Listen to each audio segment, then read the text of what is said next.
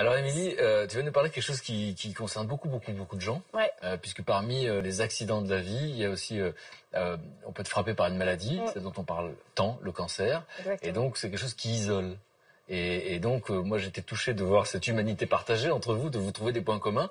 Il y a quelqu'un qui a eu l'idée de faire en sorte que les gens se rencontrent. C'est ça, exactement. Alors, elle s'appelle Céline Lise Raoux et elle a une histoire incroyable. Céline a été touchée par le cancer et eh bien, elle a décidé de ne pas accepter la fatalité et elle s'est dit...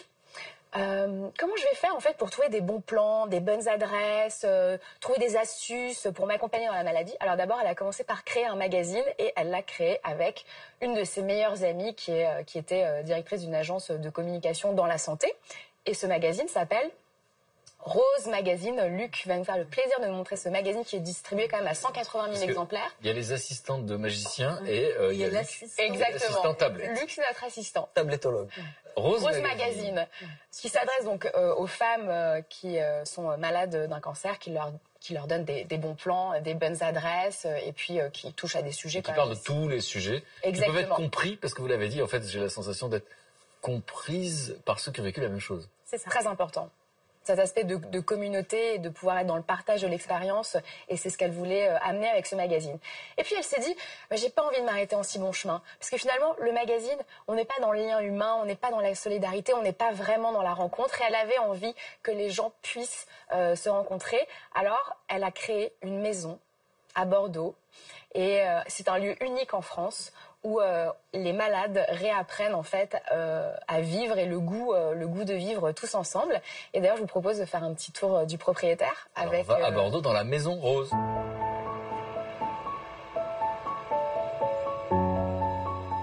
La recherche médicale a beaucoup avancé et on survit de plus en plus du cancer. La société doit évoluer aussi et développer des structures pour accompagner les malades tout au long de leur maladie et aussi après. Ils sont bien. Donc ça a tombé. La Maison Rose, c'est une maison de vie qui accueille les femmes touchées par un cancer, tout type de cancer. Elles peuvent être en traitement ou après traitement. Je voulais ton truc pour les cheveux aussi. Hein. Ah oui, alors c'est génial. En fin de compte, je mélange l'huile essentielle de romarin. Ça fortifie le bulbe. Je mets de l'huile de ricin et de l'huile d'avocat et je masse. Je viens à la Maison Rose depuis un peu plus de 3 mois. C'est-à-dire dès le moment où j'ai commencé mon traitement, j'ai découvert que j'avais un lymphome folliculaire. C'est un cancer liquide comme la leucémie. Dès qu'il y a eu une annonce de la maladie, je me suis dit ok, c'est bon, on y va. Et ben, je me battrai et je me bats. Les Suisses sont super bons. Il y a 10 jours, j'ai eu un scan de contrôle. Il fallait vérifier. Ça marche, donc yes. Je veux les vertes. Parce que moi, quand l'oncologue m'a dit ils vont repousser frisés, je lui ai dit j'en veux pas des frisés. Je veux mes cheveux raides d'avant. Quand j'y suis venue la première fois, il y a eu une telle écoute, une telle attention, une telle bienveillance qu'au moment de partir, là, j'ai toute l'émotion qui est remontée, je me suis mise à pleurer, quoi. Parce que je me suis dit, waouh, c'est fort ce qui se passe ici. Voilà ce dont j'ai besoin, quoi. À partir de midi. C'est un lieu pour réenchanter la vie et on le voit, il y a plein d'ateliers autour du plaisir, de la convivialité et puis les discussions surtout. On ne parle pas que du cancer ici. Et bien heureusement. Bon, ben, l'atelier maquillage de soirée va commencer. Ah, c'est vrai. Yes. Les ateliers de beauté sont très importants ici pour préserver la féminité de chacune. Puis l'estime, la confiance qu'on a en soi. Je vous en prie, installez-vous. Le cancer, je me suis dit, c'est le moment de m'occuper vraiment de moi. Ce qui est important, c'est le blush. Ça, je fais comme vous m'avez dit. Le petit coup, juste. Hein, c'est bien ça. C'est bien. Il se trouve que depuis que mes cheveux sont tombés, depuis que mes cils sont tombés, je me dis il faut bien compenser d'une façon. Donc je vais mettre en avant ma féminité en me maquillant un petit peu plus. Donc j'ai besoin des conseils de Laetitia.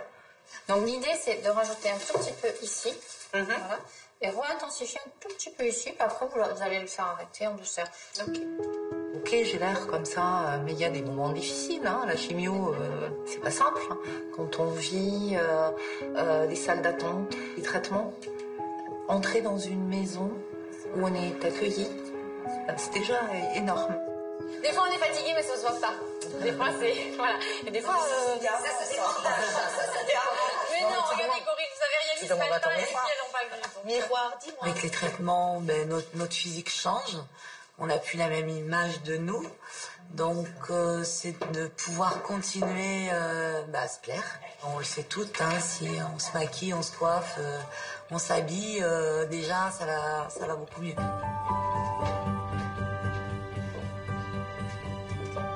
Votre respiration est calme, profonde. Certaines femmes peuvent avoir eu une opération, donc leur corps peut être malmené. Et puis, il y a aussi la fatigue des traitements. Donc, le yoga leur permet de reconnecter avec leur corps et de se relaxer. On se voit la semaine prochaine, alors. Hein? D'accord? Je suis Sabrina, socio-coiffeuse et prothésiste capillaire. J'ai cherché un chapeau rouge, mais un vrai rouge, et je le trouve là. C'est de ce vrai rouge dont j'avais besoin. Et envie. Besoin, peut-être pas. Envie. Super. Les filles, Ah oui. vous validez? On valide. Si vous validez, je pars avec. Super. Rentrer dans un magasin toute seule, essayer 50 trucs. Au bout d'un moment, c'est un peu gênant. J'ai pas toujours envie. Ici, voilà, c'est convivial. On le fait en rigolant, en s'amusant. Et il y a le regard des autres aussi, donc qui est plutôt toujours bienveillant. Super sympa. Hein, moi, entre les deux, mon cœur balance. Ouais. Donc c'est les deux. Après, il y a le airband aussi. Je suis actuellement en phase post-traitement. On n'a plus d'équipe soignante qui s'occupe de nous 24 heures sur 24, mais nous, on est toujours en reconstruction. Alors ça peut être une reconstruction physique, mais aussi morale. La Maison Rose, si elle pouvait s'aimer dans toute la France et au-delà, ça serait magique. C'est parce que c'est un lieu idéal dans ce genre de situation. C'est un fouf. Le bonus plus, quoi. Hein. Vraiment.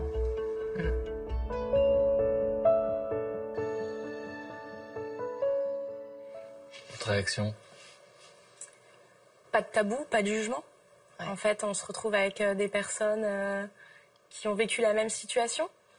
Et il y a peut-être des questions qui sont plus faciles à poser à une personne qui a le même vécu.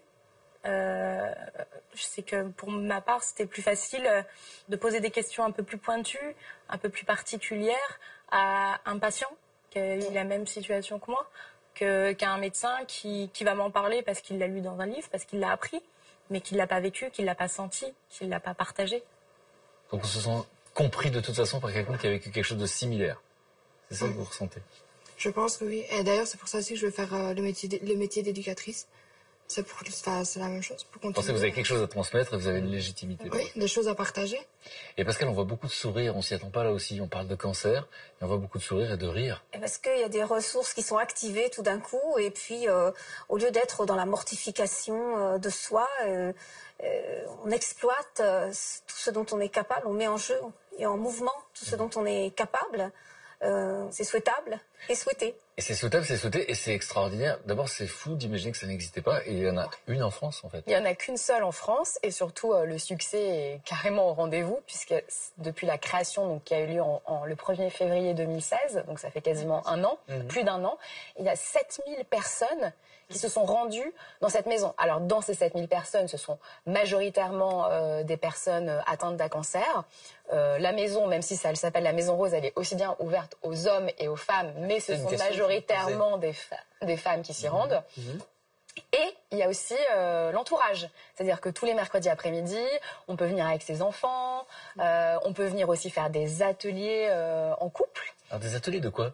Alors il y a par mois, chaque mois, 130 ateliers avec 25 thématiques différentes. Ça va de la beauté au sport, à du coaching si vous avez envie de retourner travailler, à des aides administratives et juridiques. Enfin, vraiment, rien n'a été pensé au hasard. Et c'est un lieu de partage et il existe et il est légitime parce que c'est une femme, Céline, qui elle-même a connu les travers et puis les obstacles de la maladie. Et donc, elle sait ce dont les malades ont besoin. C'est ça qui est... C'est tout ce qui permet la reconstruction, en fait. Tous les ateliers, Exactement. là. L'image que l'on peut avoir quand on se regarde dans une glace. J'ai passé un mois avec des bas de contention, un short hyper large, un corset... Et je pense qu'il y a un moment où, pour se reconstruire, il y a aussi l'image que l'on... C'est utile, mais il faut du futile. C'est ça, voilà. Il y a l'image que l'on donne, mais il y a l'image que l'on perçoit aussi. Et au-delà de la personne handicapée, on a besoin justement de ce moment où on va prendre soin de soi. Les cheveux, le maquillage, le vestimentaire. S'aimer, quoi, en fait. C'est ce que C'est ça. C'est moins retrouver aussi sa dignité. Et puis, pour avoir parlé avec Jenna Boitard, qui est donc la directrice de cette Maison Rose, qui est une femme avec une énergie incroyable. On l'a vu dans le reportage, c'est la elle est toute jeune, là, elle est toute jeune et elle vous parle de ça en vous disant que certaines femmes ne sortaient plus de chez elles. Donc, elles vont dans ce cocon, elles se savent protégées parce que, voilà, la parole est libérée. Ce que vous disiez tout à l'heure, c'est, en fait, par moment, on n'ose pas non plus poser des questions ou même confier un mal-être parce qu'on a aussi envie de protéger son entourage qui subit déjà aussi la maladie qui nous accompagne. Et donc, c'est compliqué aussi d'être décomplexé et parfois, il y a aussi des choses qui sont un peu toutes bêtes. Je vais vous raconter une anecdote qui m'a vraiment touchée que Jenna m'a confiée. Marie est une femme de 55 ans. Elle se rend régulièrement à la Maison Rose pour boire un café ou boire un thé parce que c'est vraiment un moment de convivialité. Et elle décide un jour de participer à l'atelier de coiffure. Et elle vient donc à l'atelier de coiffure avec sa perruque, puisque elle n'a plus de cheveux. Elle a perdu ses cheveux à cause de la chimiothérapie. Et ses cheveux, en fait, la perruque, la gratte, c'est l'enfer. Et elle confie ça donc à la petite dizaine de femmes qui suivent l'atelier avec elle. Et elle lui dit mais vas-y, enlève ta perruque, on est entre nous. Donc elle enlève sa perruque et c'est vrai qu'elle a un tout petit peu de cheveux qui ont commencé à repousser. Elle a la coupe à la garçonne et toutes les participantes à l'atelier lui disent ah mais t'es canon comme ça avec tes cheveux, tu devrais même pas mettre de perruque. Et donc la morale de l'histoire, c'est que Marie est repartie avec sa perruque, mais à la main.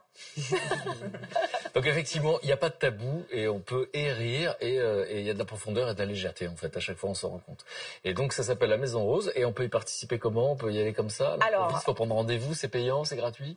Le truc magique, c'est que les ateliers sont entièrement gratuits.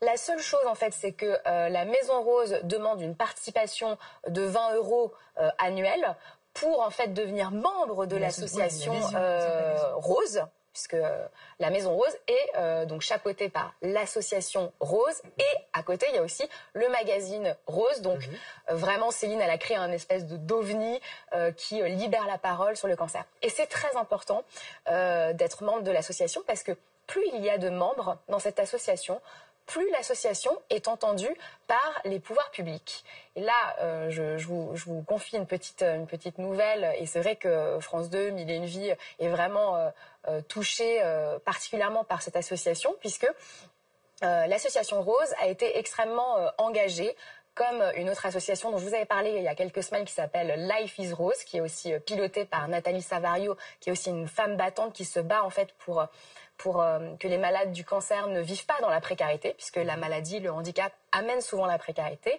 Eh bien, ces associations et ces femmes, elles se sont battues pour le droit à l'oubli. Le droit à l'oubli du cancer quand vous allez voir une assurance, une banque et que vous puissiez bénéficier du droit à l'oubli et que vous ne soyez pas obligé de mentionner l'existence de la maladie. Eh bien, cette loi est entrée en vigueur le 14 février dernier.